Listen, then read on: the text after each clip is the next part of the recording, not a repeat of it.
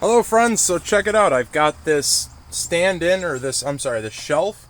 As you can see, when the car is moving, that shelf won't be up because obviously the back hatch has to close.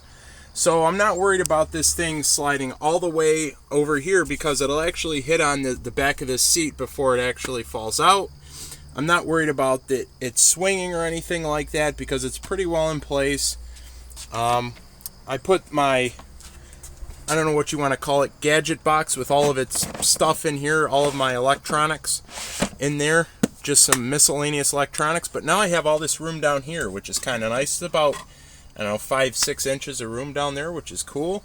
So I've got that. I've got my Alpacool on top, which is really neat. I like having it there. And you can see the DC hookup is right there. So that's kind of convenient.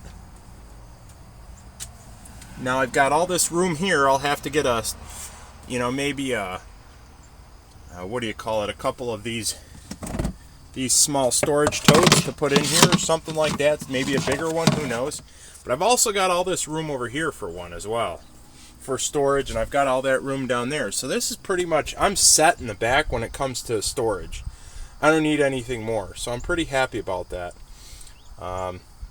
But I will have some more storage room down here since I added this extra shelf, since I didn't need the height. And this is pretty well in place. I mean, this is wedged in there pretty good. I can move it, but like I said, when the vehicle's in motion, I'm going to have this table down, and unless if I'm turning corners at over 100, this isn't really going to move. So maybe I'll put something on the sides to kind of keep it in place, but I don't know. We'll see. Thanks for watching.